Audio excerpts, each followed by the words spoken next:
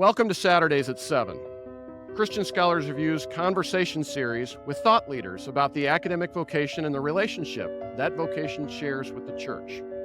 My name is Todd Ream.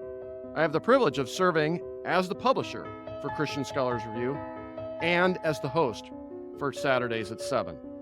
I also have the privilege of serving on the faculty and the administration at Indiana Wesleyan University.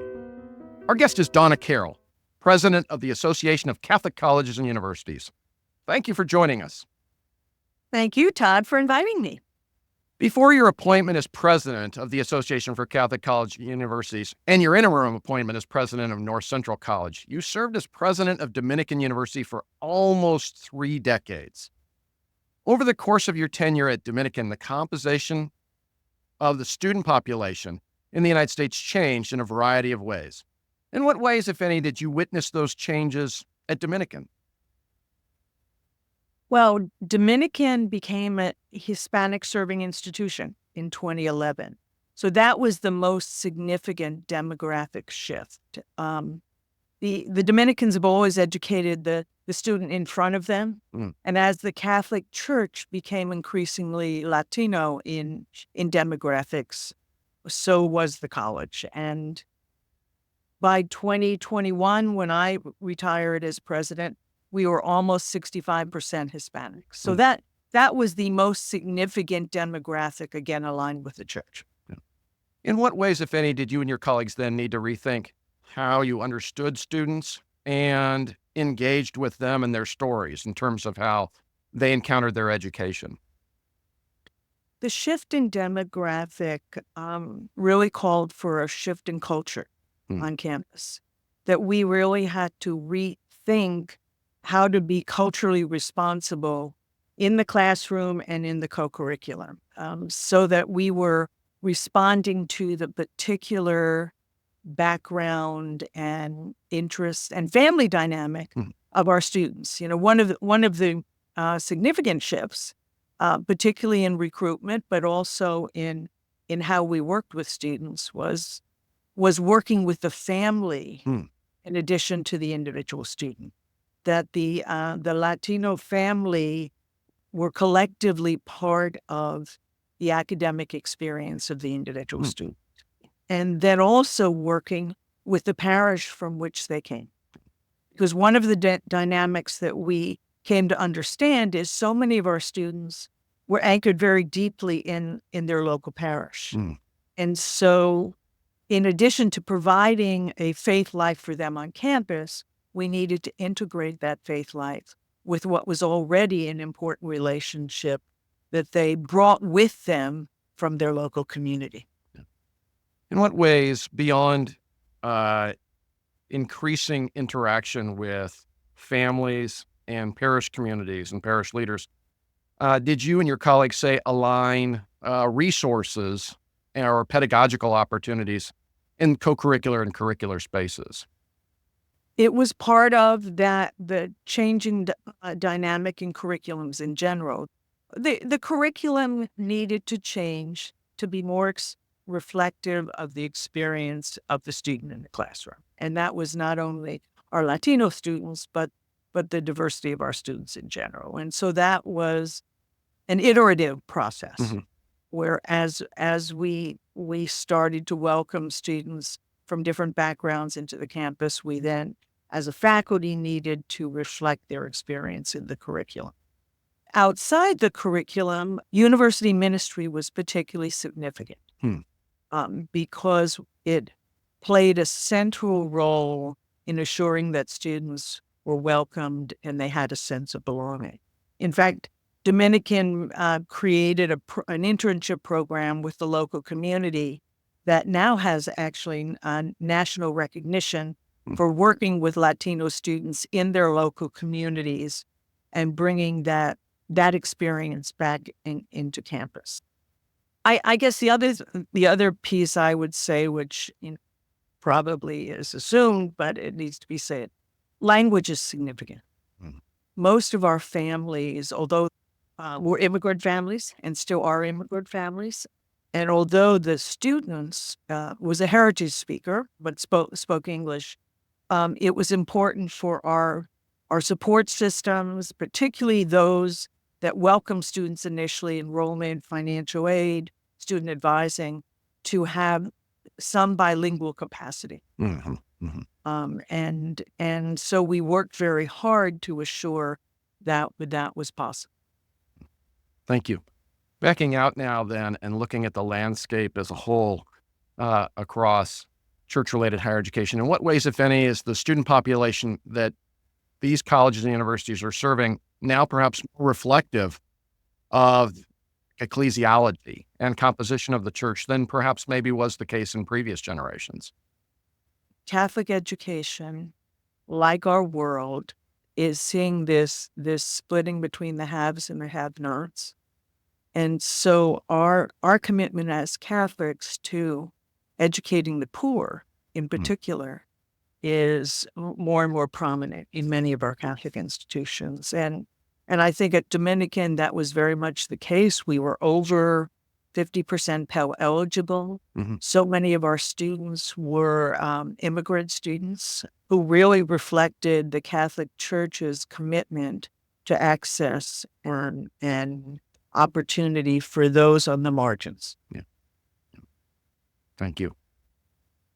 Last question along these lines then is, in what ways, if any, is the student body, church-related colleges and universities are serving today, perhaps realigning the relationship that the colleges and universities themselves share with the church? You mentioned the relationship that these students shared with their parish and how that then drew the institution, being Dominican in the case you were referencing, back toward those parishes and fostering those relationships. Are you seeing a realigning then of the relationship, or additional lines perhaps of relationships being formed?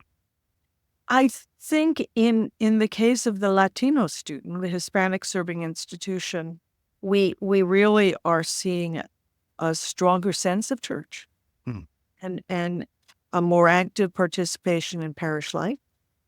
And the challenge for the institution to really be cognizant of how culture plays into church life for so many of our students.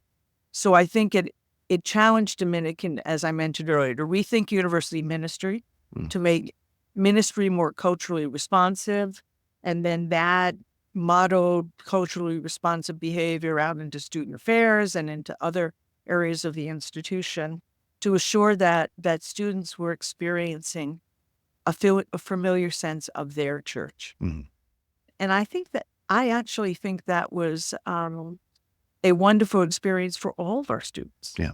To realize that global church had many things in common, but then distinctive characteristics depending upon your background and culture. Yeah.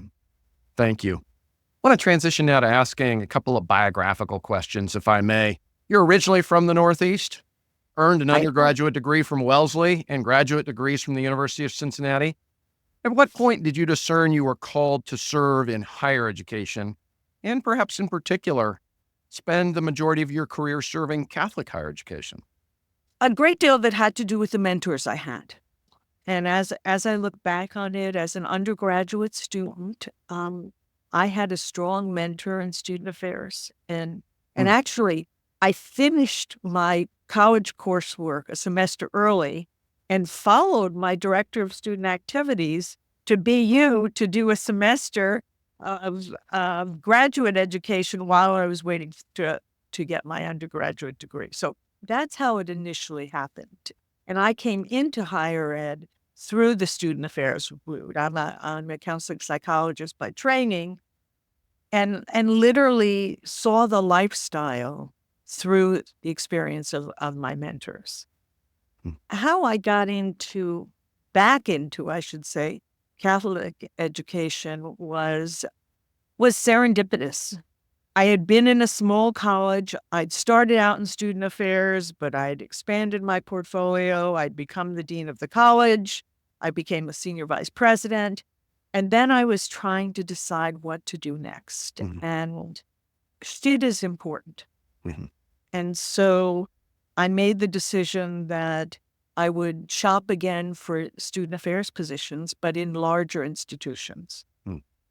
And I ended up at Fordham, but I didn't get the student affairs position. I got In fact, that's a long story, but I I came to Fordham as the secretary of the university, and it felt so welcoming and familiar to be in Catholic higher education, more so than I had anticipated. That sense of belonging that I really didn't fully understand was missing in other experiences. But once I came to understand again how mission created a framework for everything that you did and the stories you told and how you shaped strategy, it just became a significant piece of my career and when I look for it in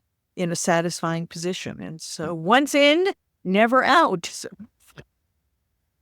As secretary of the university at Fordham, did you work then in the president's office as the primary liaison to the board? I did. Okay. I did. And truthfully, that board work early on has been instrumental now in my current position because I'm realizing that one of the factors that so many presidents need to focus on or come to the position not having had much experience is board work. And so I look back on that early experience and say that was an important experience for me in my presidency, having had that exposure. And it's an important conversation for me with other presidents about how to navigate boards, how to work with chairs, how to provide the development necessary to assure a board has the capacity to be supportive of a president right now during challenging times. Yeah. Thank you. As Dominican's first lay president, what unique opportunities did you encounter? I always say, and I say this sincerely, that it was a privilege to be the president of Dominican every day for 27 years. Wasn't easy every day. It was, but I felt that I was doing good work in the service of a mission, surrounded by a community of women that were actually were really instrumental in my adult faith formation. That in itself was an opportunity. I found as the first lay president that intentionality was important. That, I used to always joke with the sisters and say, we're not going to be less Catholic or Dominican on my watch because I'm the first lay president. So the opportunity to take what was a thriving and deeply mission-centered institution and put language around it and put deliberate, strategic frame to it was important to me. And I think it's one of the opportunities and challenges for every first lay president to really assure that you can articulate that mission clearly, that you're able to work with faculty and staff to assure that it's preserved and that it's thriving. In what ways then did you familiarize yourself with the Dominican charisms and how they brought to life the university? The president who preceded me, Sister Jean Murray, on my first day, picked me up in her car and drove me up to the mother house. So I spent the first 3 days of my presidency immersed in the community and the charism of the sisters. And that sense of welcome, of hospitality, we would now say radical hospitality, was significant. I was different, and at that point there were over 1,200 Cincinnati Dominicans. And as one sister said to me, affectionately, now your skirts were a little shorter. When your heels were a little higher than we were used to. But but there was a loving sense of community there and a deep sense of mission that you had to embrace. I mean, it embraced you and you embraced it. Yeah. And it was grounded in some very important stories of the lives of some of these really outstanding sisters, the contributions they made, the courage they demonstrated. And so my initial formation was feet on the ground in the community.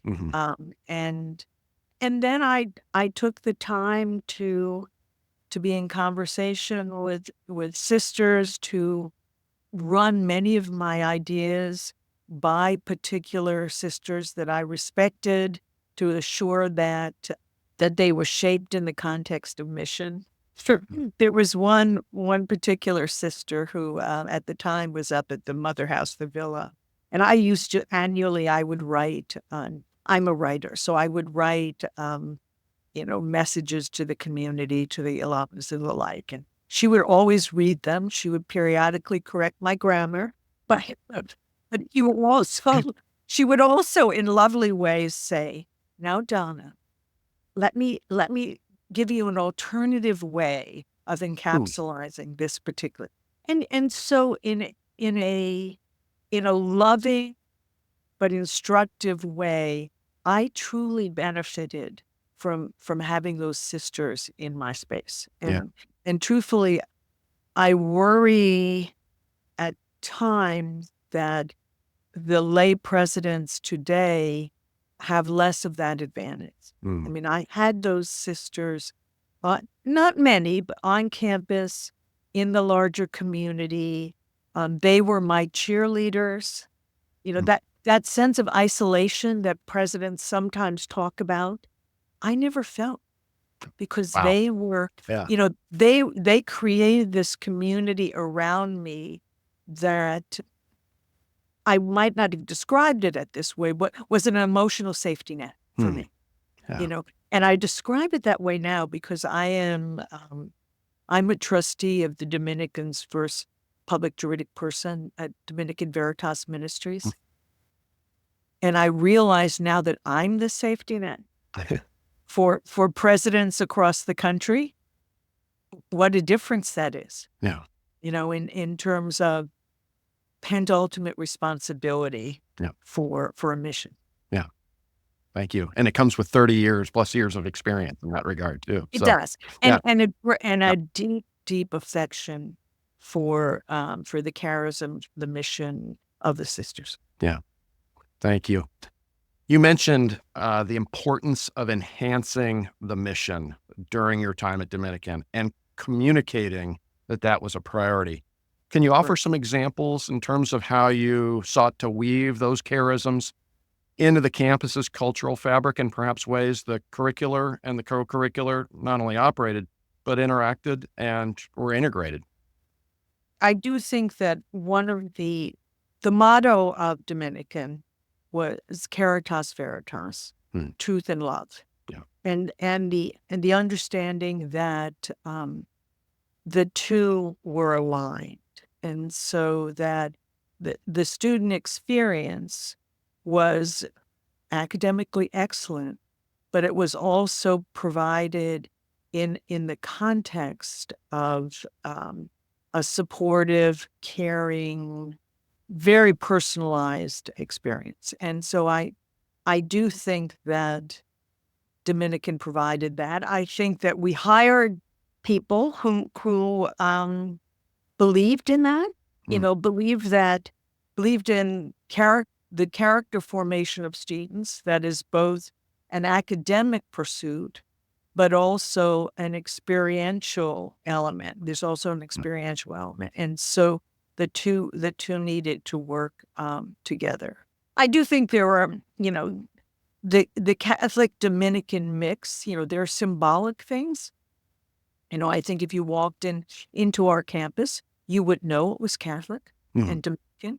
You would see the mission on the wall. You would ideally, and it was a short mission statement, you could walk down the hallway and and ask a student or a faculty member, and most could tell you what the mission was. And I think that was powerful. One of the questions I often get asked is, how did you stay for 27 years? And part of that was what I mentioned earlier. I was blessed with a good fit, an alignment between what was important to me and the mission of the institution, and a community that had a disposition of care that aligned with what was important to me. Yeah. I look back on it, and the evidence of fit was in simple things that sort of became iconic. And I'll give you two examples. I tell this story, and it horrifies many of my colleague presidents. At the end of my opening welcome for new students and parents every year, I gave them my home phone number. Mm. Now, it was rarely, people gasped. When I did that at North Central College, the faculty were all behind me, and I heard the visible gasp. But it was rarely misused, and parents and students, particularly parents that, the first generation student, left that room with that phone number on their phone or in their pocket. And they had a sense of the institution's commitment to care for its their son or daughter. Yep. Another example, and this is, I'm a former student affairs person. I like to know who's dating who and what's going on. So my office was right in the front foyer, and I left the doors open. And when people came in, faculty would poke their head in, students would poke their head in. And my perspective was, if I wasn't in a meeting, the most important thing for me was my relationship with faculty, staff, and students. And so I fit the administrative work in around those relationships. Yeah. So students' ability to pop in and sit down, and, sometimes they even told me wonderful things going on. Or concerns that they had, that in hindsight, as people describe my presidency to me, those are two examples of things that stuck. Yeah. And when they talk about them, they say these are examples that aligned with the mission of the institution. Yeah, that's great. Thank you. Want to ask you now about those president colleagues with whom you work now, and how you've come to understand conceptually the responsibilities that they inherit when they assume such a role. How have you come to understand the characteristics that define the academic vocation as it's expressed by university presidents? What are some of those characteristics or qualities that you think are most important for people to understand, or with which to grapple when they consider accepting such an appointment and then exercising it? I'm going to go back to my relationship with students and the importance of being student-centered. So when I work with students around leadership, I have a recipe that I really think also answers your question. I said, my recipe for leadership Dominican style, let me see if I can remember. 1 part skills, 2 parts disposition, add perseverance as necessary, sift out ego, and sprinkle liberally with joy. The successful president has found meaning in the role that is significantly beyond a balanced budget or a good strategic plan. That, when the going gets tough, you have to know why you're in the role. And for me, it was always about that transformative possibility of student learning. Yeah. And it's not about you. One of the fascinating dynamics about reaching the role of a president is you have worked your way up the ranks. Wow. And then you get there and you realize it's not about you. Hmm. It's about the people you serve, and it's about finding that alignment between what is meaningful to you and important for the institution, and anchoring yourself in that understanding, and as I said in my little recipe, and making sure that the hubris of the role doesn't get in the way of the service to the communities. Yeah. Yeah. Along those lines, then, would you highlight a couple of virtues that you think are important for presidents to cultivate? And then, as you were just echoing, against what vices should presidents be vigilant? Well, I always say that a president needs to have a special relationship with hope and forgiveness. Mm. I do have a former chair who would say to me often, Donna, you can't take hope to the bank. Sure. So there's a practical element of it, Yeah. but I really do feel that as a president, you have to be able to see the opportunity beyond the obstacle. You have to live in the role with an optimistic spirit, and not without realism, but you have to be able to feel such confidence in the institution that in those dark moments, you still see opportunity. And then you have to be able to differentiate between the inevitable things that come out at you because of the leadership role you're in, and what is personal. I'm not saying forget, but I am saying that unless you can forgive the bad actors or the dark moments and move forward, you're not able to lead the institution. So that yin yang between hope and forgiveness are essential elements or virtues in thriving as a president.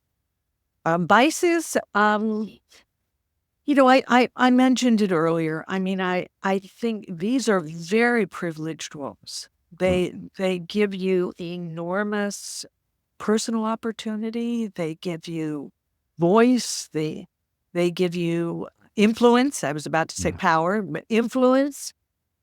You have to manage the selfish nature of that. That this, the biggest bad actor in a president's life is ego, because then you lose sight of the fact that it's a very humbling role. To do it effectively, you're constantly learning new things. You're constantly in situations where you need to partner with other colleagues in order to arrive at the best solution for the institution. And if you're not able to acknowledge that you don't know it all, or that you made a mistake and need to regroup, then the authenticity of the role gets diminished. And ultimately, the successful president lives authentically in the role, not because she or he is perfect, but because they care deeply about the mission and are willing to work collaboratively with the campus for the common good of that campus. Yeah. Thank you. As more church-related colleges and universities are being led by laypersons, how can we best prepare those individuals to discern whether such a role may be one to which they are called, and then prepare them accordingly? I think there are a number of very good programs out there right now. ACCU runs one of them around discerning the presidency. None of these were there when I stepped into the role, so I know the value of. I run a number of them. I know the value of them.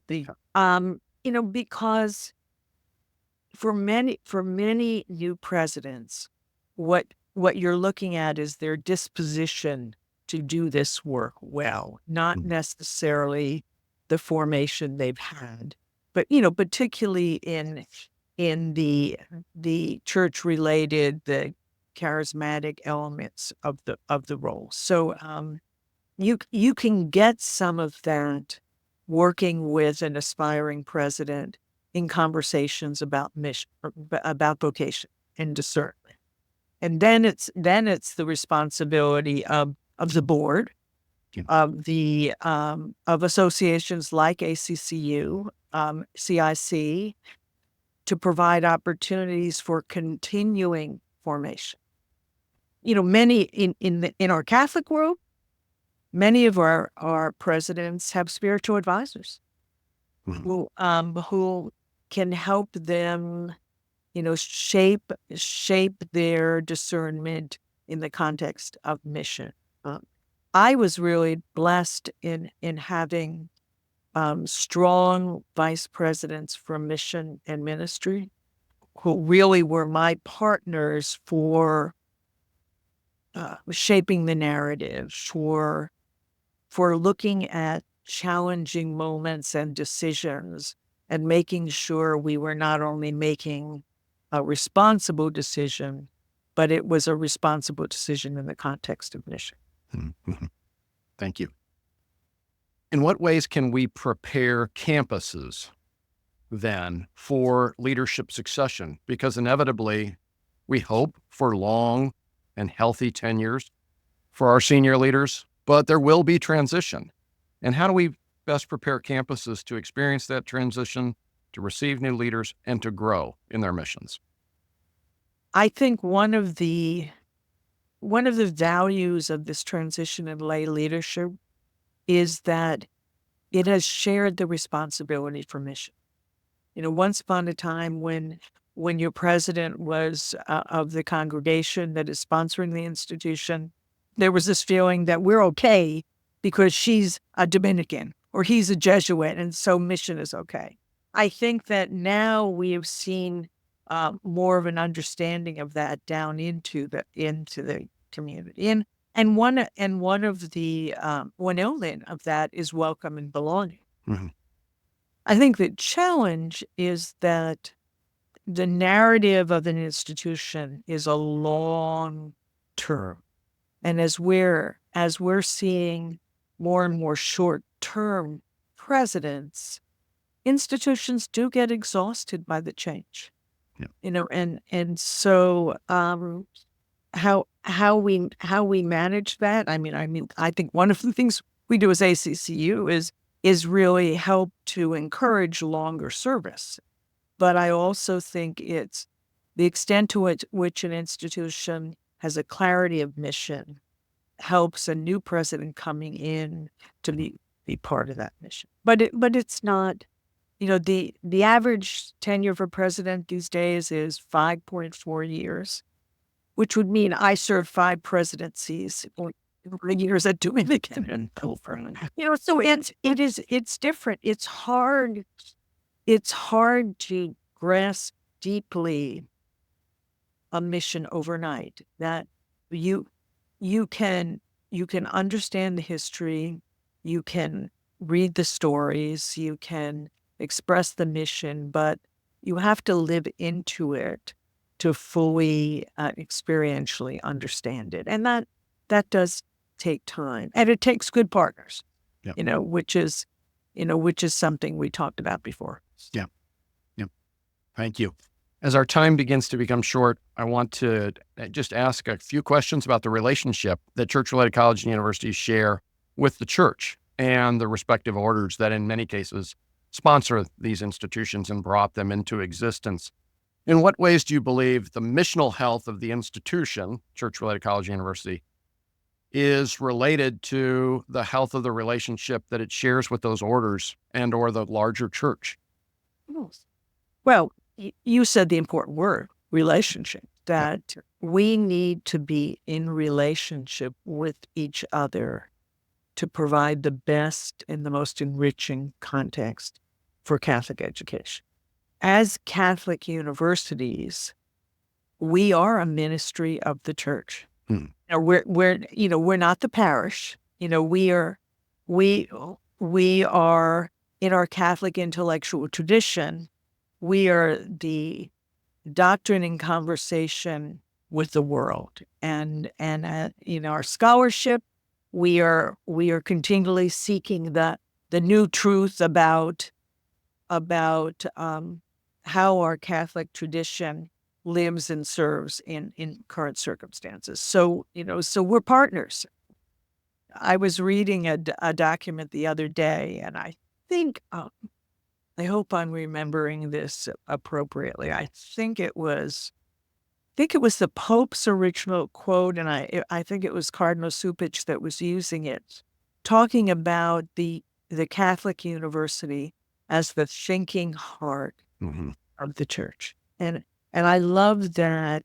I love that image because it aligns with our disposition, our care for students, and our commitment to academic excellence. And so that the two aligned are what makes us distinct. Yeah.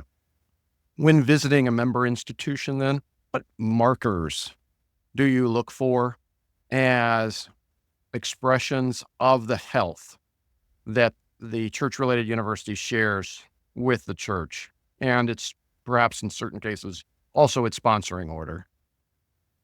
I do think that ours is an intellectual tradition, and so I would start by looking at how the curriculum, even with the financial stresses of our day, assures that exposure to a liberal education that is integrative and fulsome and builds not only intellectual prowess but the character that we espouse in our students, so that they graduate with a sense of care for the world and a moral agency that we like to think is distinctive. So I look for that. I look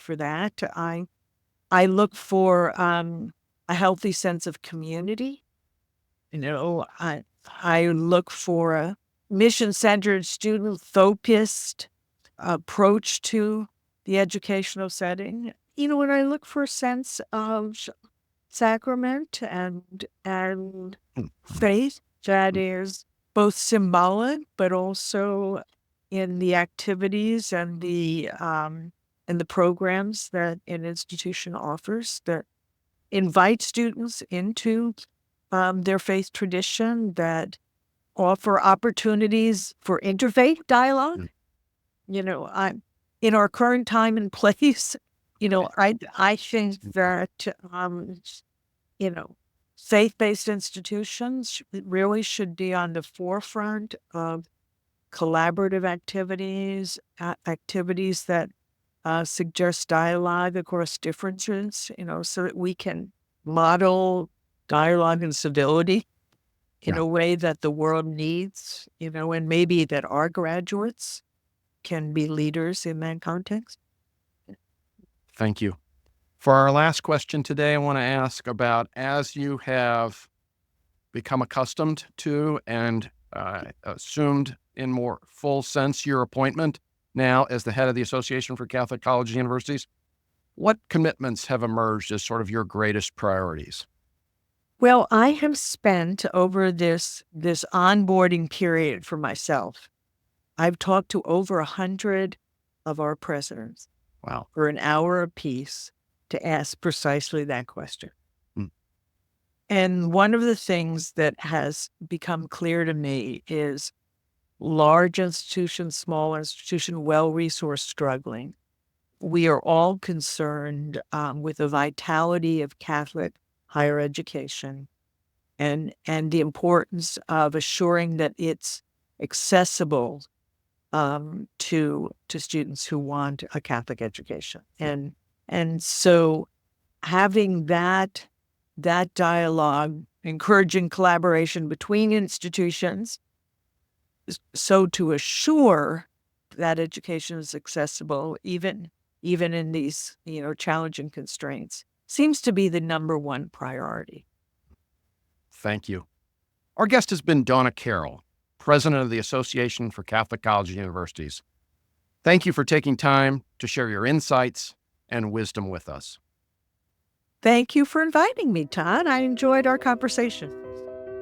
Thank you for joining us for Saturdays at 7.